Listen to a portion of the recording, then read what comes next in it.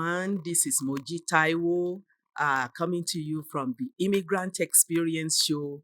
I'm also the author of the book, I Give Because I'm Blessed Because I Give, a chronicle of an immigrant's journey. On this episode of the Tai Show, we're going to be dedicating this episode to the Black History Month in Canada. But before we go into details about that, I would like to give you a little tidbits about the Black people's population in Canada.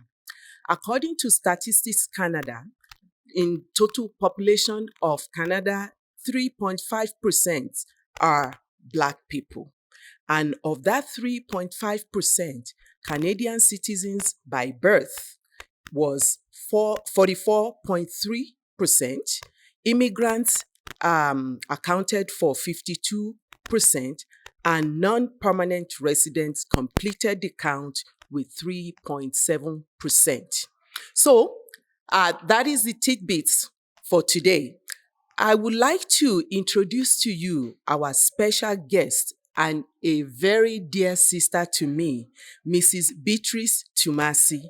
Mrs. Twumasi is the owner, manager of Bees Braiding and Hair Extensions and other businesses. She's truly a pioneer and a successful businesswoman. Miss Beatrice is a wife, a mother, and a grandmother of 10 wonderful, wonderful children. So, but I'm not going to give you everything about Miss Beatrice. I will let you hear from her in her own words. Miss Beatrice, please welcome to this episode of the Tai Show. We're very happy to have you. Well, thank you very much for choosing to interview me today. I'm very pleased to be a part of whatever you do to enhance Black people in Canada, the Black History Month, or anything that will make us stand out and be like everybody else in Canada. Thank you. Tell us, we want to know about your journey as a successful immigrant in Canada and here in the city of Calgary. How did you come to Canada and when did you come? Well, I came to Canada in early part of 1974, very long time ago. When I was coming, I was a school teacher and a very good one. I just loved teaching and I had such great students who really admired me. So when I came here, I wanted to do the same thing. So I went to U of C to continue my education, and U of C being the University of Calgary. Yeah, to take education, which I completed in around 1977. So when I finished, I tried to teach in Canada, and it was not easy to get a job at that time. So I found that the only jobs that could take me were small towns, and I really did not like to move to small towns like Cochrane and Airdrie. Cochrane and Airdrie were very, very small in those days. They are now close to Calgary. Yeah, and that is where I could get jobs. And so I decided not to take it. But I ended up working with a handicap at a place called Baker Center. And I had some special education which helped me. So I became a staff there and moved to be a supervisor, taking care of handicap. Taking care of the handicapped people, we call them special needs now. Needs, yes. And Baker Center was the one by Bonnes, by Bo Park there. Yeah, it was run by the government at the time. Yeah. So I went there for some time and I started braiding at home just to supplement my income because being from Ghana, that was a natural trade that I had. And at that time, there was hardly anybody to take care of our hair because whenever we went to the salon, it's like people were making comments about, oh, this hair is hard to take care of and we don't know what to do with it. They just didn't know much about Black hair. those days there was hardly that much black people here. So you saw a niche, you saw a vacuum, you saw a need for us black people. Yes. At that time, they time. didn't know how to take care of our They didn't hair. know how to take care of our hair. So then I decided from then that maybe it would be good to open a salon where at least black people will go to other black people who will not make fun or just complain about how difficult our hair is. So I started my business at that time. What year was that? What year was that? 92. 1992, you started your own beauty salon. Yeah, on Calgary, downtown 17th Avenue, which fortunately became very successful. We had great staff, and at each time I employed anywhere from 5 to 10 people in the salon. And we did everything from relaxer, hair cutting, braiding, dreadlocks, and selling wigs, which was one of the biggest salons, not just black salons, but the biggest salons in Canada. And I was going to say you were one of the first to introduce weaving to Caucasian. Yes, yeah, and because I was the only one and we were so big and we were so good at what we do, we ended up having more like Caucasians coming for the hair weaving that we did. So we basically, it started as a black business, but at one point my clientele became like 10% black and 90% of the Caucasian population. So in your journey, you've mentioned the fact that you couldn't get a job in your profession, even though you were Canadian trained teacher. You couldn't teach. Right. You couldn't get a job. Yes. And then that opened other opportunities for you. What would you say as a business person, a black business person? What were these challenges that you faced and how did you overcome them? Well, the biggest challenge I faced was trying to get a loan to start my business. That was hard.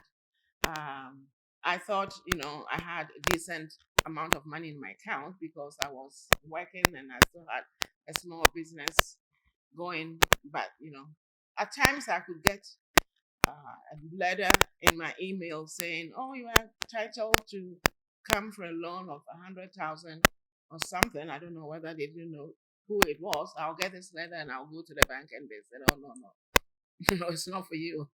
So they won't give me this loan. So that was very difficult. So I really had to start everything from the very little savings that we had. So we didn't get a loan to start. I moved a few of the furniture that I could get from my house and made it work that time. Yeah. So, and then when I started, I actually became, I'll say, a blessing not just to black people but to the whole community, because at that time the cosmetology schools in Calgary were also beginning to see there was a need for them to know how to do black hair. So I offered, as a part of giving back to the community, teaching the cosmetology classes. Which are some of the schools that you taught at? St. Mary's and Calgary, downtown Bonnes High School. Other schools in the south, can't remember, but there was about 5 or 6 schools that I went, including the cosmetology schools. Okay, you see how your teaching training it came around and to evolve. Right. That's a lesson to to our listeners and our viewers, that your initial training never goes to waste. No, and that's something that I want to expand on, because even though, these days, say braiding has become so popular, I go back home and everybody's like, if you want to go abroad and succeed, learn how to braid. So everybody is learning how to braid. But I really want to emphasize on education. I think I did well to the extent that I did because I had the education behind me. I was not teaching with it, but it really helped me in everything that I did, and everything became so powerful compared to, if you don't have any education and open a business, even in terms of how you handle your taxes and everything. Back home we are not used to maybe doing paperwork when you have businesses, but here you have to do that. And my education really helped me do that, which is what really led to my success story. It wasn't just the braiding, but the fact that I did the proper books to be able to acquire the loans, which they wouldn't give me at first. So then once I started my business and I started doing the paperwork properly in terms of taxes and everything, it was easy to get loans, and that's what boosts you up. And I really like to stress that. I've had people talk to me and who are in my business, and they say, how do you do what you did? Because, like she said, I have other businesses, and these businesses only evolve because of the loans that I get, not the money that I made from the brain. So you've already led me segue into the other business. Can you tell us a little bit about the other businesses that you run? We are in real estate. Like, you would get a loan and you buy a house and rent it. And if you are doing well in that, if you are doing the proper books for that business, the bank will keep giving you more and more and more.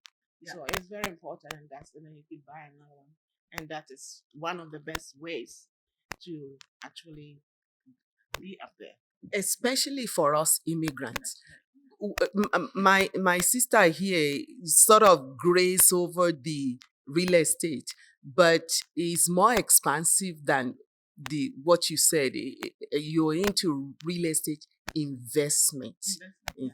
And it's larger than just one house or one property. That's right. Yeah, we have apartments and houses, the places that we rent, because from one goes to the other, and everybody knows Calgary, except for lately with the COVID, that real estate just keep going up, and you can't just get real estate. You have to prove that you can afford it, and that's what you get with the papers that you produce to the bank, which is what you get from whatever business you're doing. If you do the proper paperwork, the bank will look at you. Not, sometimes, I know that it was hard for me to get it in the beginning. I had nothing to support it. The bank always wants something to support it.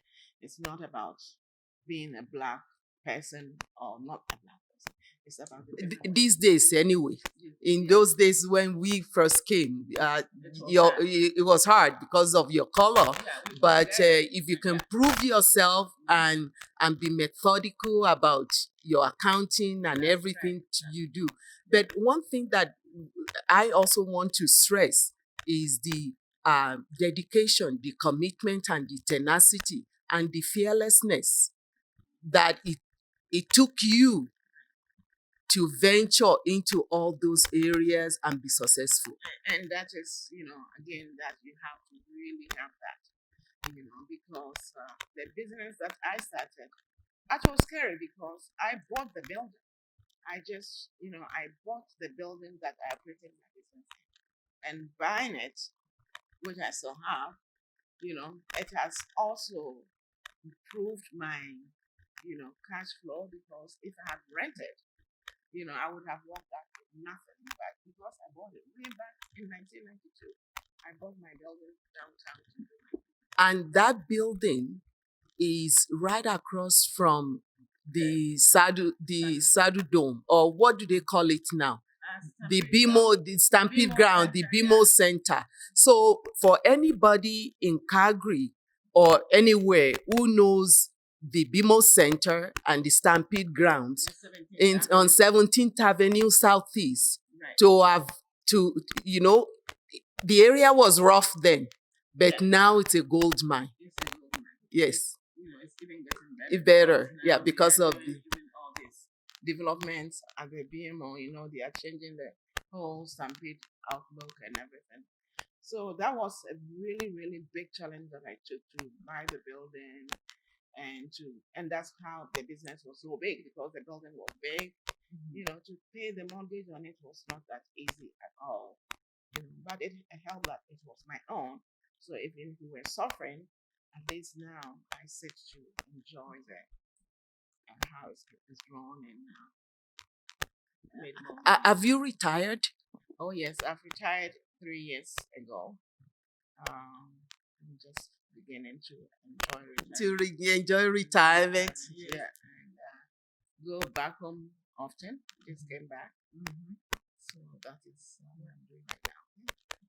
So if you have any pointer, any advice for any of our young people, new immigrants, not so new immigrants, the Black kids that are born and raised here, what would be, I was going to say one advice, but I know you can't give only one. What are the advice you want to give or share with them? Like I stated, how education helped me with my business. I just want people to realize that it's not just a business. You can't just say, I want to do this business. I think you have to know that you have to start with your schoolwork. You have to take your education very, very seriously, especially for us. We have to show that we can learn and we can get our degrees and stuff like that. And then we can venture into businesses. Yeah, you don't just jump to think that you do a business and you succeed. How about people relations? How important is that in business? Oh, I think that first of all, we have to let our children know that they have to be respectful of the elderly.